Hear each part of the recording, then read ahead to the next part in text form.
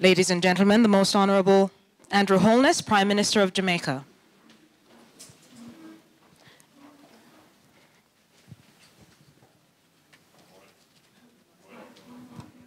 You may be seated. And this morning we'll start off with a statement by the Minister of Finance, Dr. the Honorable Nigel Clarke. Dr. Clarke.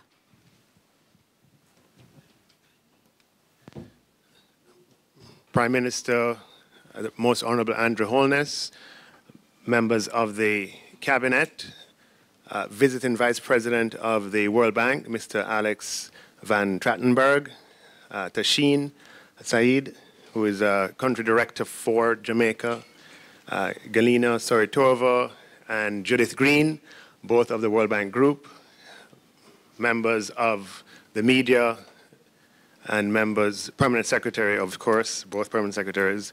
Ladies and gentlemen, good morning. We are pleased to welcome the new Vice President of the World Bank Group for Latin America and the Caribbean to Jamaica on this, his first official visit in this capacity. The World Bank has been an excellent partner of Jamaica over 55 years, and during the course of that time has contributed to many signal achievements, of which the Prime Minister will speak to. The occasion of Mr. Trattenberg's visit here today, however, is one in which both the Vice President and the Prime Minister are announcing a new $140 million financing from the World Bank Group to Jamaica. And that financing will allow us to pursue a strategy of building resilience against natural disaster risk, as well as to support human capital development and strengthen the social support. Jamaica has done too much, has come too far to leave ourselves vulnerable to the risk of natural disaster.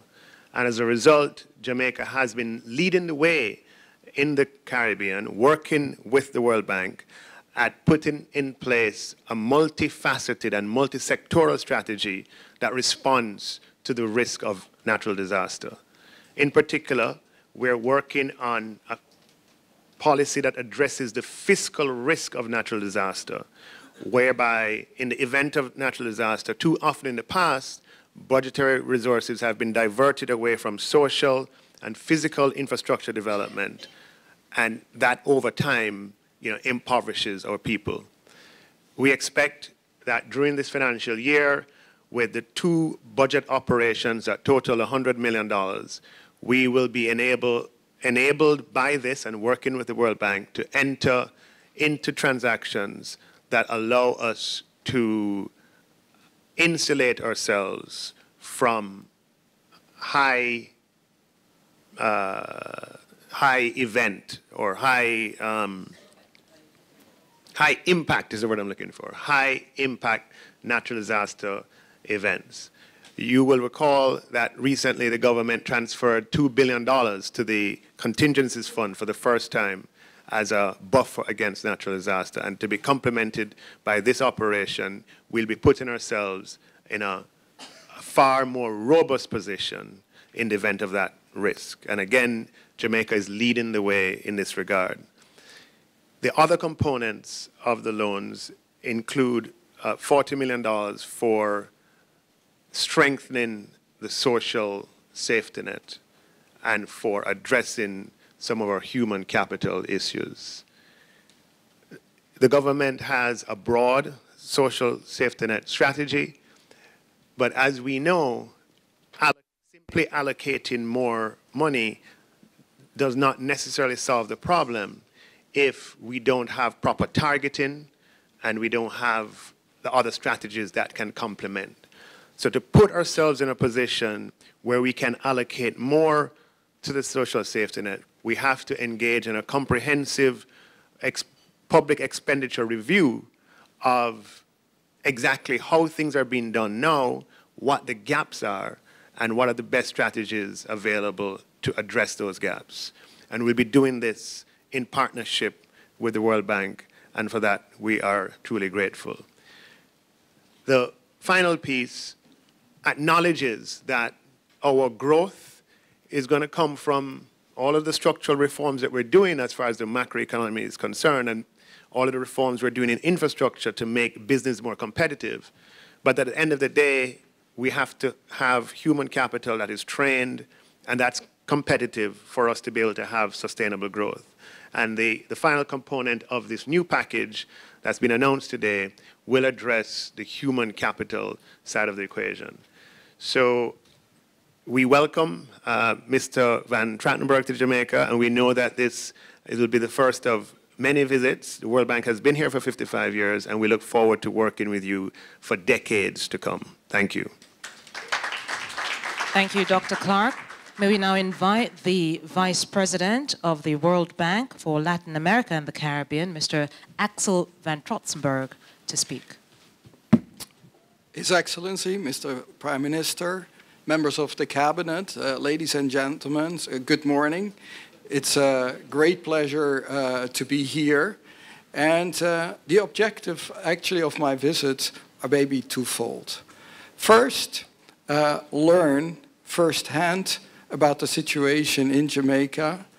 And secondly, review with the government the status of our cooperation. Regarding my first point, there is nothing that can substitute coming oneself to a country, learn, talk, and get a much better appreciation about the situation of a country.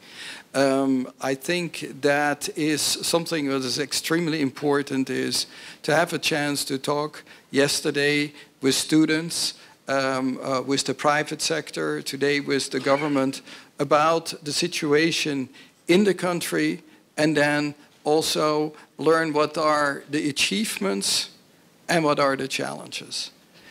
And I have to tell you that I've worked in the past on Latin America.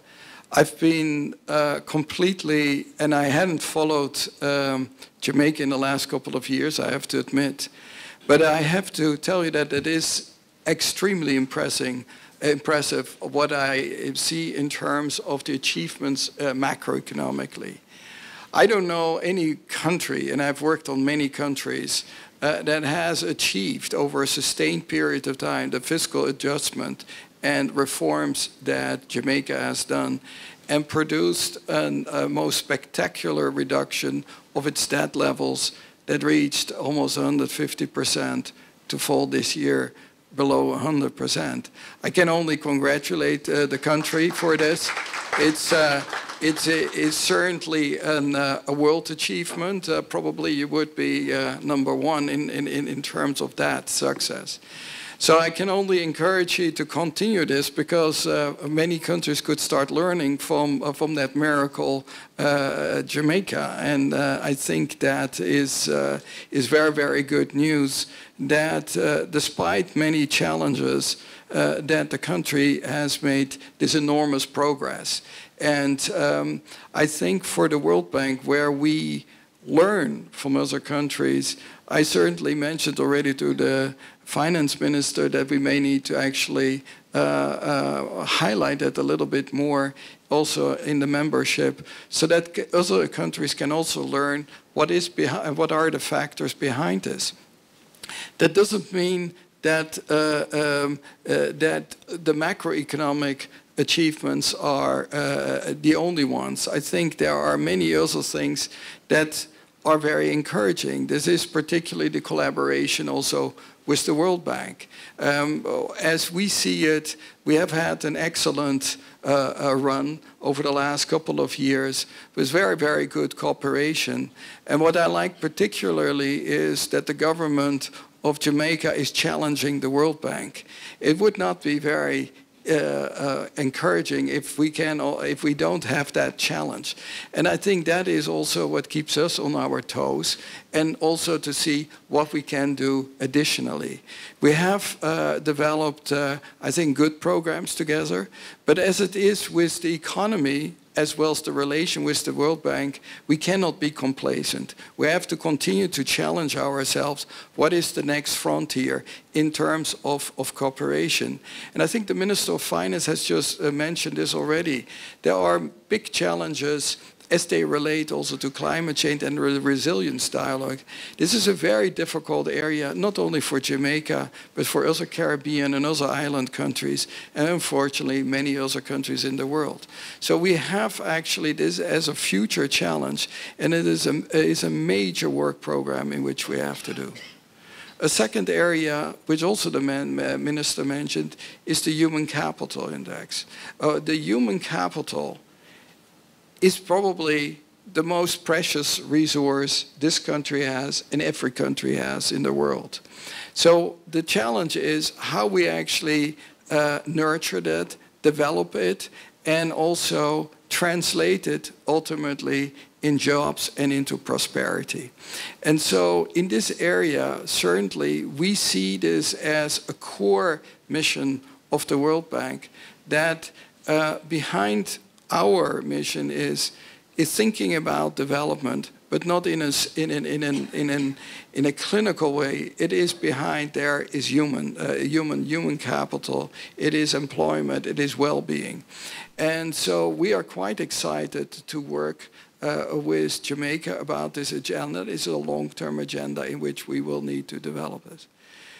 Finally, we are clearly committed that this support will be comprehensive in a sense that the World Bank has a great program with technical assistance, advisory services. We provide support to the private sector through our private sector arm, IFC, but we also provide support directly to governments, and that is mainly done through the IBRD. And in this context, we are pleased that we were able to talk to with the government about the possibilities to expand our financial support program.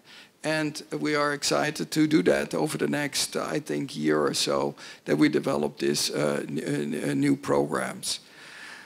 All in all, I can only confirm that we have been extremely privileged to have this excellent relationship with Jamaica. I would like to thank the Prime Minister for his leadership on this, but also for looking our continued close collaboration in the year and the years ahead. As the Finance Minister said, we have had a good go at it for the last 55 years, and we hope to continue on this. But the continuation is that we keep a sharp focus how we can improve the lives of every of the citizens in Jamaica, how we can improve the well-being, how we can be participating in the efforts of the government, of the private sector, in creating jobs. This is important, where people are feeling, do we make a difference? And we would like to be part of that coalition, part of the effort that the government is making to make the life of the citizens of Jamaica a lot better. And with this, I would really like to thank you for the wonderful reception I've received. And I agree with you. I would love to return often to Jamaica. Thank you very much. Thank you, Mr. Van Trotzenberg, and welcome to Jamaica once again. And now, ladies and gentlemen, the Prime Minister, the Most Honorable Andrew Holness, will make his remarks.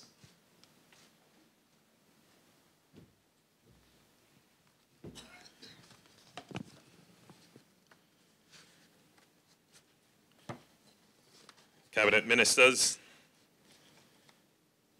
Mr.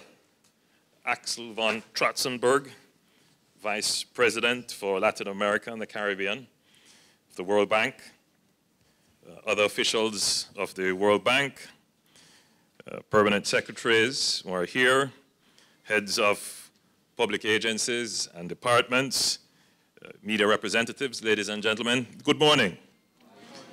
I am pleased to say that our partnership with the World Bank is strong, very strong actually. Jamaica and the World Bank today celebrates not exactly today, but this year celebrates 55 years of partnership in development. Representing over 140 projects. Some of you may have been around. I certainly wasn't. When we did the 60 secondary schools project, that was the first World Bank infrastructure project in education in the world, and Jamaica was the beneficiary of that. That built 60 high schools, most of which were junior high schools, right across Jamaica. And indeed, some of it went into UTech and into other educational institutions. Back then it was called CAST. So we're coming a long way, Axel, a long, long way.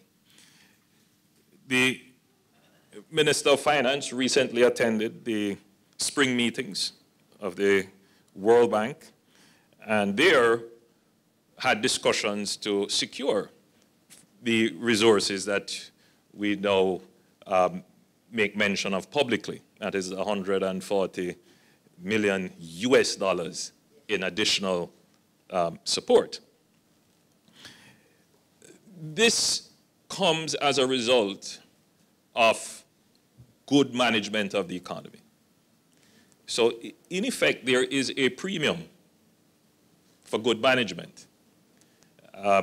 Granted, these funds are not grant resources, but it does show that the World Bank and other international development partners are willing to place their loan portfolios with us because we are managing our economy the right way. And these funds are usually at far better rates, concessional rates even, than if we were to try and secure funding commercially. And you should also remember, the public should note, that the World Bank's mission, forgive me for saying this because you might interpret it in the wrong way, but your mission is development before profit. You do have a commercial arm, but your mission is development. And that is the original mission of the formation under the Bretton Woods system, development. And in more recent times, it has been a focus on getting economic growth, but not just any growth. It's inclusive growth, growth with employment, and growth that brings along with it the poor. And so there is an emphasis for the World Bank on issues such as dealing with your social safety net. So the PATH program was one of the major programs, major partnership programs with Jamaica for which the World Bank can claim, again, success with Jamaica, one of them. There are other programs as well. There, for example, the Foundations for Competitiveness, which is helping us to improve the ease of doing business in Jamaica. And there are many other programs that I could name out of the 140 through the years. But there is an evolution in the development thinking, which the government of Jamaica has internalized in our own planning. Our fiscal management must incorporate all possible risks. And as I look in the audience, this is the perfect platform to deliver this statement because I have almost all the heads of agencies here. So risk management is absolutely important to fiscal management. And we have started to become very robust in accounting for risks and placing a value on the risk and placing it in the budget, whether it is through insurance or direct provisions. The Minister of Finance mentioned that for the first time in a long time, the premium of good management, we have been able to take some of that and place it in our contingency fund, $2 billion. Not a lot, but it is an important signal of the direction in which we're going. A risk that the average person has not yet incorporated in their daily understanding of the management of the country is one that more and more it is becoming not just frequent, but intense. And these are what we call weather-related events under the general rubric of climate change. And under that rubric, we're seeing far more devastating weather events far more frequently.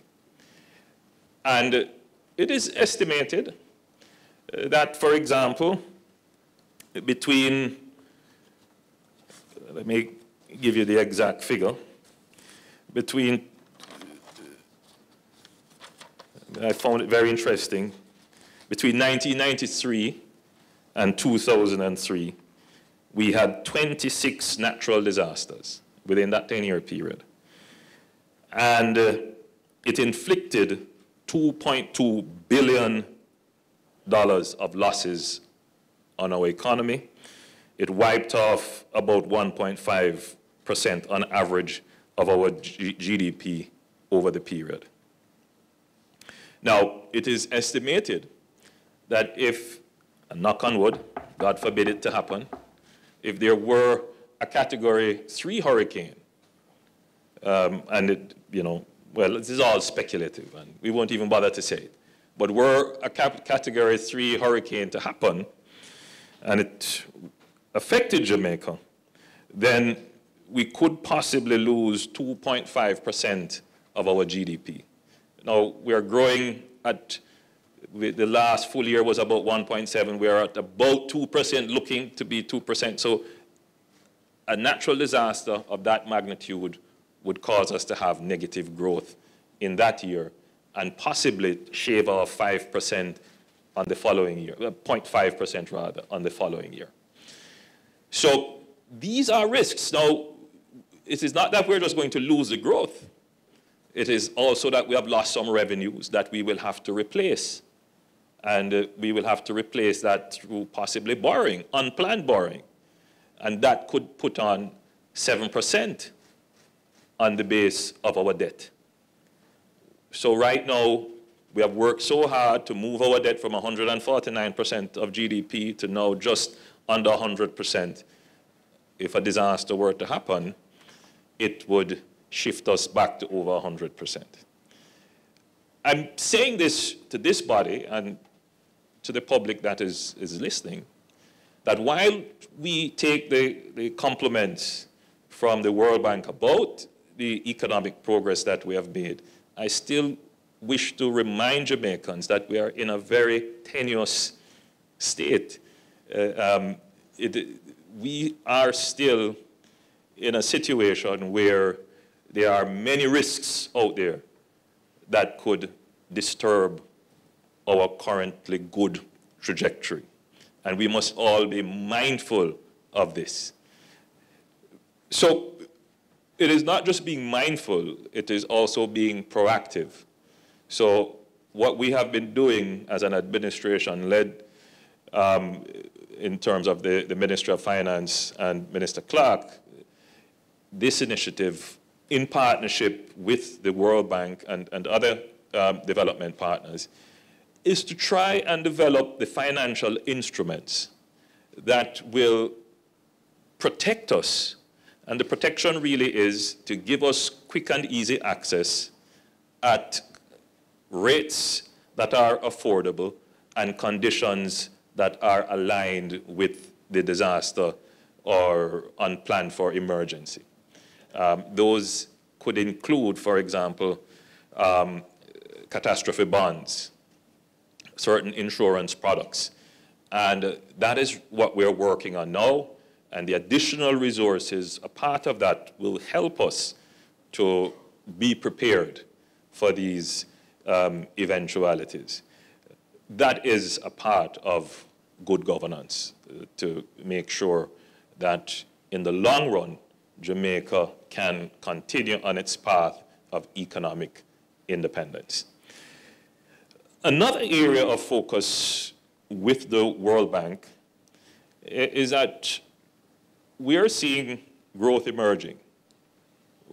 I think we can safely say that we have entrenched good fiscal management. I'm hearing sounds that would suggest that some persons may want a reversal of policy. Let me just endorse what Minister Clark had said very forcefully, and I will say it in my own diplomatic way, that you know, there will be no reversal. The government is set on this course. It is now institutional policy, and the gains that we have made can easily be reversed if we were to ever start to fool around, tinker with, or try to in any way change what the people of Jamaica, the unions, the banks, everybody, the private sector, the public sector, have worked so hard to gain. Let us not start this conversation about trying to change policy. Let us stick with what we have seen work. Let us cement it in, and then let's move on to other things, such as becoming resilient as a country to protect the gains that we have. But in this resilience building and in protecting the gains and getting the growth, we must never forget that there is still a high level of poverty in Jamaica. And though we preach the prosperity doctrine, we do recognize that there are still many Jamaicans who are still looking for the prosperity. And what we want to give more than anything else is to give every single Jamaican hope. Hope. So a part of our partnership with the World Bank is to figure out how we can improve the delivery systems, not just for welfare. It's the delivery system for social safety net services, but for general public services. And so a part of the loan will go to that. And we will be speaking to the country to give more details as to how we plan to improve the service delivery of government so that we can actually, in a very targeted way, drive benefits to those who need it. And we have seen, as Minister Clark has said, you know, it's not always about spending more, because sometimes we're spending more and the benefit isn't reaching. So we need to now take a step back and look at the delivery systems that we have to make sure that they're fine-tuned, that they're working. And then the other part of that equation is that a part of prosperity, a part of growth, and a part of removing poverty from the land is improving the knowledge and information that people have. Because knowledge is truly power, knowledge is truly wealth. And what you want to be able to do is take that knowledge and transform it into human capital. And that obviously has to come through your education system, but it is also through your training systems and the other mechanisms in your society that translate knowledge into skills and attitudes. So the human capital development, the term that is now being used, the socio-emotional intelligence of the society, that is a part of the partnership with the World Bank and the programs that they deliver. So all in all, I want to welcome the new Vice President. Minister Clark said Alex, and I was tempted to say Alex, but it's Axel.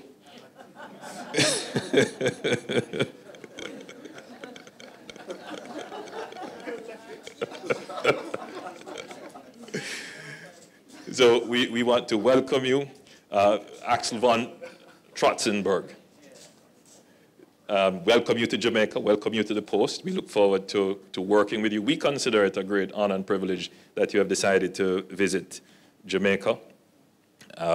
And we look forward to a very strong and fruitful working relationship with the World Bank. Ladies and gentlemen, thank you. Thank you, Mr. Prime Minister. I thank Mr. Van Trotzenberg and the Finance Minister, Dr. Clark.